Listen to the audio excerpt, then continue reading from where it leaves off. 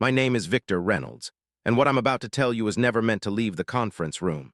If you're hearing this, it means the locks failed or someone wanted you to know how power really works. 8 seconds. That's all it takes for a life to be erased in corporate America. 8 seconds between a smile and a signature. 8 seconds between relevance and invisibility.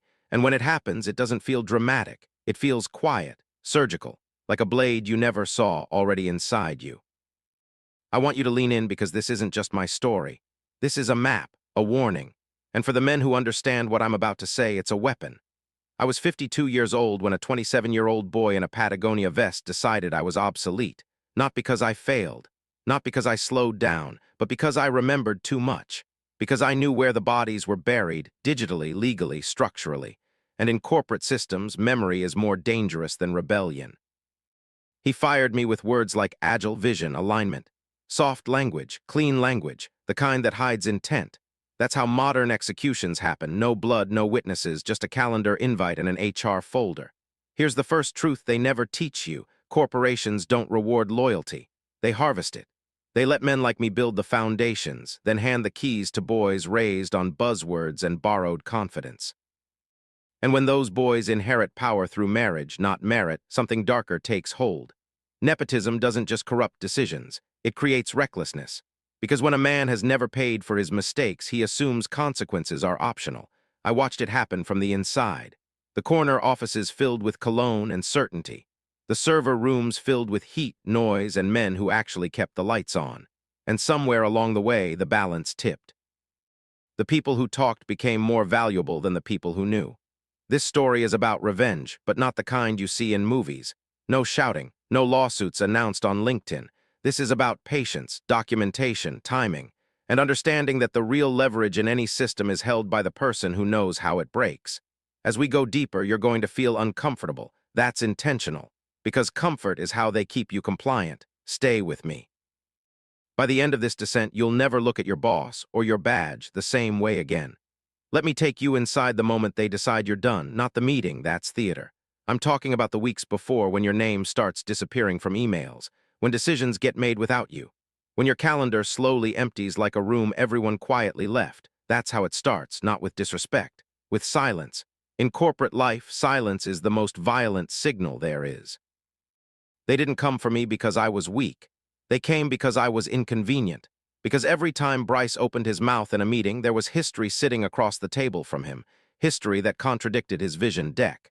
And nothing threatens a rising executive more than a man who remembers how things actually failed before the rebrand. Here's a truth most men learn too late. Corporations don't fear incompetence. They fear exposure. An incompetent man can be coached, reframed, promoted sideways. But a competent man with memory? That's a liability.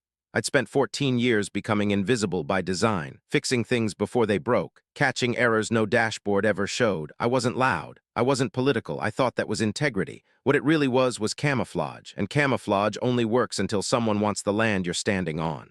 Bryce didn't hate me. That's important. Hate is emotional.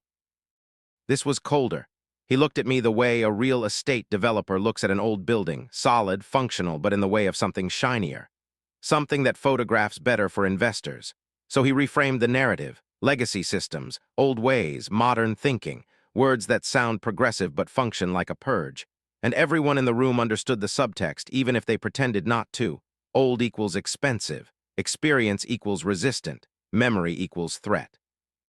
You want to know why HR never fights these decisions? Because HR doesn't exist to protect employees. It exists to protect the company from employees who might wake up. And waking up is dangerous. By the time the meeting invite hit my calendar, 4:30 p.m., no agenda, it was already over. The decision had been socialized, approved, rehearsed. The folder was printed, the smile practiced. My role in the process was ceremonial, a courtesy, but here, that's where they miscalculated. They assumed my value ended where my title did. They assumed my knowledge lived on their servers under their permissions, inside their control. That assumption is the oldest mistake in corporate history. Because power doesn't live in org charts, it lives in understanding, and I understood Eldridge Corporation better than the men who thought they owned it. And that understanding was about to become very expensive for them. When I walked into that conference room, I wasn't angry. Anger is loud. Predictable, easy to manage. What I felt was something far more dangerous: clarity. The kind that strips fear out of your voice and leaves nothing but precision. Bryce sat on the edge of the table like he was auditioning for a magazine cover. Relaxed. Casual. Power borrowed, not earned. Next to him was his leadership coach, a man whose sneakers cost more than my first car and whose entire job was translating arrogance into acceptable language. HR was there too, eyes already somewhere else like a hostage waiting for permission to breathe. They followed the script perfectly. Compliments first. Gratitude, the illusion of respect. Then the pivot, restructuring, alignment, forward momentum. Words designed to sound inevitable like weather. As if this wasn't a choice made by a handful of people protecting their own reflections. I listened. I always listen. That's how you learn where the seams are. When the severance papers slid across the table, I didn't rush. Men rush when they're scared. I read every line. And while Bryce watched my face, trying to measure how broken I was, I saw it, the same blind spot I'd seen 100 times before in executives who confuse authority with control. They thought this was the end of the transaction. That's the second truth you need to understand. Firing someone doesn't end a relationship. It changes its terms. And if you don't know what you're holding when you do it, you might be handing the other man a loaded weapon. You see, years earlier, when Eldridge was still pretending to value engineers over optics, I negotiated my contract carefully. Not aggressively. Carefully. I documented what I built. I defined ownership. I separated my mind from their infrastructure in ways that were perfectly legal and completely overlooked. Because no one expects the quiet guy in the server room to think 10 years ahead. When Bryce asked if I had any questions, I finally looked up. Not at the papers, at him. And I saw it, the certainty, the relief, the belief that he'd just removed an obstacle and the future would now unfold exactly as planned. That's when I said it. You've got about 15 minutes. No threats, no explanation, just a statement of fact. Confusion flickered across his face just for a second. He didn't understand, and I didn't help him. I stood up, straightened my shirt, wished him luck finding my documentation, and walked out. Here's something men like Bryce never learn until it's too late. The most dangerous people in any organization are the ones who leave quietly. No speeches, no drama, just absence, because absence reveals dependence.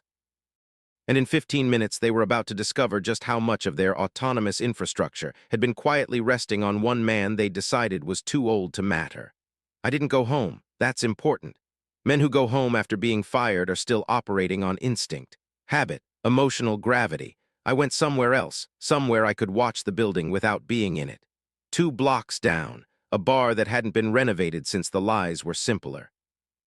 The kind of place where the lighting forgives you and the bartender doesn't ask questions that don't matter. From my booth, I could see the 15th floor of Eldridge Corporation glowing like a shrine to denial. Everything looked normal up there. That's always how it looks before systems fail. I set my phone face down on the table, not because I was afraid to look, but because I didn't need to. I already knew what was coming. The timeline, the sequence, the cascade. Here's the third truth they never tell you. Most corporate disasters don't begin with explosions. They begin with scheduled processes that don't run. Every night at 2:00 a.m., my automation executed like clockwork. Vendor reconciliations, billing validations, contract expirations flagged before clients ever noticed. At 6:00 a.m., integrity checks, failover tests, quiet confirmations that the digital spine of the company still held. Not exciting. Not innovative, but relentless.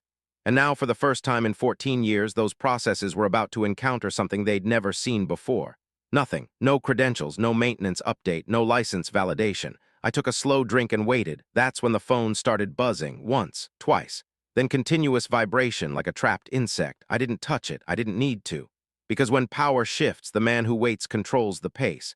This is where revenge gets misunderstood. This wasn't about humiliation or making Bryce panic. Panic fades. Systems don't forget. What was happening upstairs was far worse. Dashboards were lighting up, exceptions stacking, small discrepancies compounding into visible failures, and the worst part, they wouldn't understand why, because they never bothered to understand how things worked in the first place.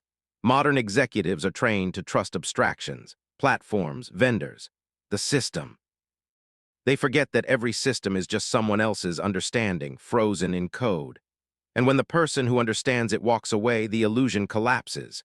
My phone kept vibrating, calls I didn't answer, texts I didn't read. The company that had erased me an hour earlier suddenly remembered my name. That's another hidden law of power. Value is only recognized in its absence. Up on the 15th floor, the lights were still on, people still typing, still smiling, still confident.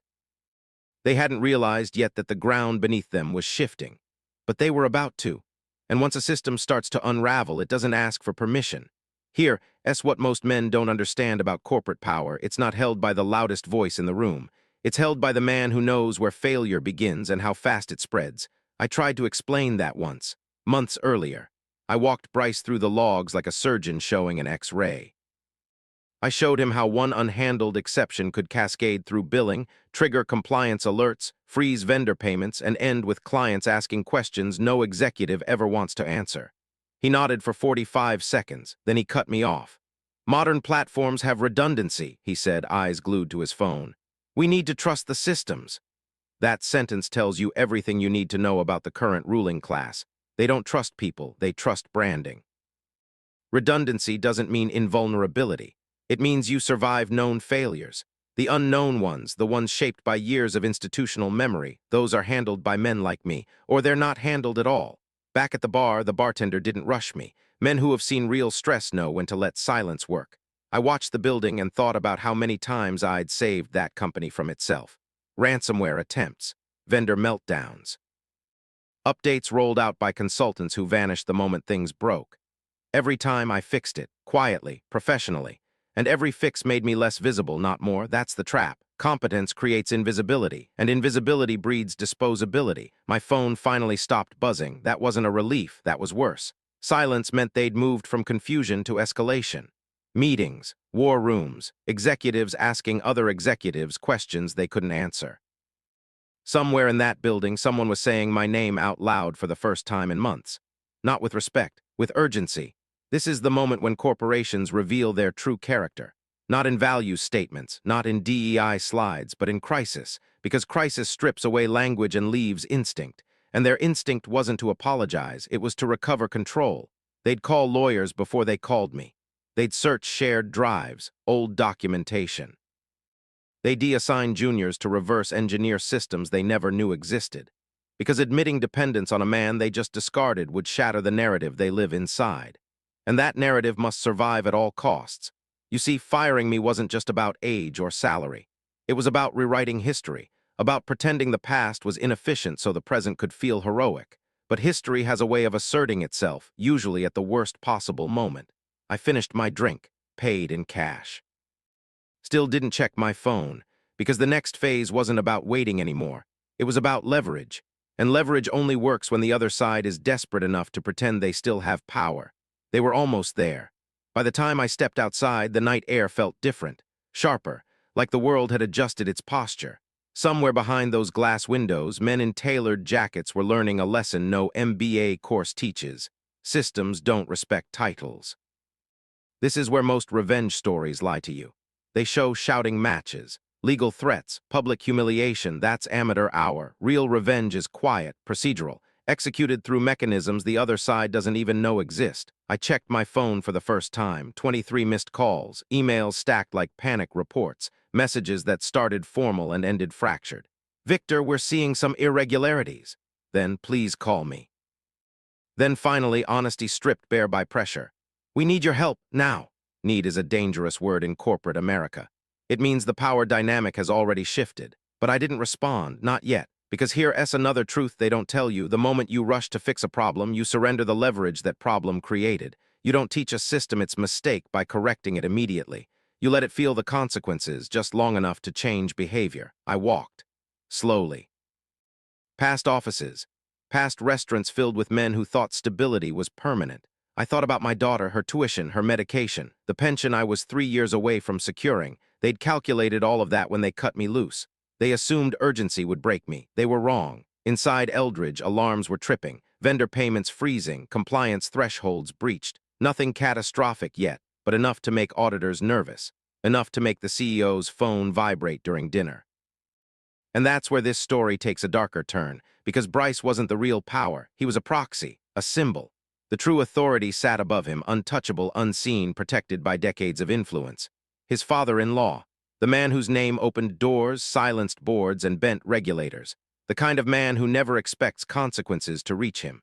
When corporations fail, they don't look inward. They look for insulation, someone to absorb the blast. And suddenly, the firing of a legacy employee starts looking less like optimization and more like negligence. Age discrimination, contract violations, operational recklessness, things that don't stay internal. By the time I got home, the messages had changed again. Softer now, apologetic, promises, consulting offers dressed up as respect. The same people who erased me hours earlier were now trying to resurrect me, without admitting why. That's when I understood the full shape of what I was holding.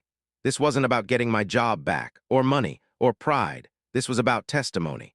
Because once you've seen how the machine really works, you're faced with a choice: disappear quietly or speak in a way that forces the truth into the light. And when the truth points upward, not downward, things get very uncomfortable for very powerful people. This is the point in the story where most men would flinch, where instinct says, take the money. Sign the NDA. Disappear. That's how the machine survives, by teaching you that silence is maturity, but silence is obedience wearing a suit. I spent that night reviewing what I already knew. Not documents, I didn't need those yet. I reviewed patterns, decisions, who benefited, who was protected, who was always just far enough away from the damage to claim ignorance. That's when the shape of it became undeniable. Bryce didn't fire me on impulse. He was encouraged, shielded, positioned. Because when a system starts to crack, powerful families don't fix the foundation. They replace the bricks that might testify, and I was a witness. Every innovation initiative Bryce pushed came with a vendor tied to his father-in-law's network. Every rushed migration skipped safeguards I'd documented years earlier. Every compliance waiver was signed by someone who'd never be questioned, because questioning him meant risking access. This wasn't incompetence, it was entitlement. And entitlement always leaves fingerprints. By morning, Eldridge's internal failures had become external conversations. Vendors asking why payments stalled, partners asking about data integrity, the board asking questions Bryce couldn't answer without admitting he'd dismantled systems he never understood. That's when legal got involved, not to fix the damage, but to control the narrative. I received a call from a number I recognized but had never spoken to directly. Calm voice, polite. Precise, the voice of someone who'd never been told no. He didn't introduce himself. He didn't need to. He talked about misunderstandings, about finding a mutually beneficial resolution, about how things didn't need to become complicated. That word, complicated, was doing a lot of work. I listened, let him finish. Then I told him something he wasn't used to hearing. I'm already documenting. Silence, real silence, the kind that isn't strategic. Because documentation is the enemy of dynasties. Here, S, where I need you to pause with me. If you're still listening, it means part of you recognizes this pattern. You've seen power protect itself. You felt the pressure to forget what you know. So do this twice, not for me, for you. Comment this phrase below 2 times exactly as written. I see the system. I see the system. Because once you say it, you can't unsee it. What I was stepping into wasn't revenge anymore. It was exposure. And exposure terrifies powerful men more than any lawsuit ever could. Because money can settle claims, but testimony creates records, and records outlive everyone. Once you decide to speak, the world rearranges itself around you, quietly at first. Then all at once, I didn't announce anything, I didn't threat. I simply stopped responding the way they expected. No rush, no fear, just structure, timelines, names, decisions linked to outcomes, patterns laid flat. That's another secret they don't teach. Truth isn't emotional, it's architectural. You don't accuse, you connect. I contacted an employment attorney who'd spent 20 years dismantling executive immunity. Not flashy, not loud, the kind of man who reads footnotes like weapons. When I explained the age-based language, the contract terms, the operational fallout, he didn't interrupt. He smiled once. They made this easy, he said, because age discrimination isn't about saying the word old. It's about creating a paper trail that implies it. Legacy roles, modern thinking, experience level. Executives think euphemisms protect them. In court, euphemisms become confessions. Then there was the infrastructure, the undocumented reliance on proprietary systems, the assumption that my labor belonged to them by default, the failure to secure licenses before termination. Negligence stacked on arrogance. But the real pressure point wasn't me, it was upstream. Regulators don't care about internal politics, they care about risk. And when risk traces back to a man whose name sits on boards and donor lists, things escalate fast. Subpoenas don't knock politely. The first request came for emails, then meeting notes, then vendor contracts tied to innovation initiatives. The father-in-law's influence, once invisible, became a liability. That's when the tone changed again. The calls stopped. The emails became formal, carefully worded, defensive. They weren't trying to win anymore, they were trying to survive. Bryce disappeared from view, quietly reassigned, sabbatical, strategic leave, whatever word helps a family save face. The company issued internal memos about process improvements and learning moments. But systems remember. And so do men who have been discarded. Here's the final truth in this section. Revenge isn't about destruction. It's about rebalancing reality. Forcing consequences back onto the people who insulated themselves from them. I didn't raise my voice. I didn't celebrate. I watched the machine do what it always does when exposed. It cannibalized its weakest protected links to preserve the core. But this time the core was in the record. And records don't forget. We're not done yet. Because the deeper you go, the more you realize this wasn't an exception. It was a blueprint. Once the paperwork starts moving, something interesting happens to powerful people. Their certainty evaporates. They begin to speak in hypotheticals, to remember things differently, to suggest that maybe, just maybe, they weren't as involved as the evidence implies. This is the stage where truth becomes radioactive. I was deposed in a room designed to feel neutral. Soft lighting, water pitchers, polite faces, but neutrality is a myth. Every question is a direction. Every pause is an opening. And I answered the way I'd learned to build systems, methodically with timestamps. I didn't editorialize, I didn't speculate. I simply described what existed when it existed and who signed off on it. That's how you dismantle a narrative built on charisma. The father-in-law's name came up carefully at first, as context, as background, then more directly, vendor introductions, board recommendations, pressure applied without fingerprints, influence without accountability. Men like him survive by being adjacent to decisions, never inside them. But adjacency still leaves shadows. What surprised me wasn't their defensiveness. It was how unprepared they were for resistance from someone they'd already written off. In their minds, I was a closed chapter, a cost center eliminated, not an active variable. That miscalculation is common. Corporations assume age equals fatigue. That experience dulls hunger. They forget that men who have built things know how to dismantle them, carefully. Outside that room, the company was unraveling in quieter ways. Talent leaving, trust eroding. Investors asking why a streamlining initiative had triggered so much legal attention. The share price didn't collapse, but it wobbled. And wobble is enough to invite predators. Bryce resurfaced briefly in an internal email praising the strength of the Eldridge family. That wording didn't land well. Not when regulators were reading. Here's what no one tells you about testimony. It's not cathartic. It's exhausting. You relive decisions you made in good faith and watch them reframed as liabilities by people who never carried the weight. But it's also clarifying, because once you've spoken under oath, the fear evaporates. There's nothing left to protect, no illusion to maintain. You've stepped outside the game, and from outside, the game looks small. I wasn't trying to burn the company down. I was documenting how it burned itself by confusing entitlement for intelligence. By believing legacy applied only to age, not to power. That distinction matters, because the men who call others legacy are usually protecting their own names, families, networks that predate merit and outlive consequences. And when that protection cracks even slightly, the reaction is swift. Settlements, resignations, strategic silence. But silence this time wasn't mine, and that made all the difference.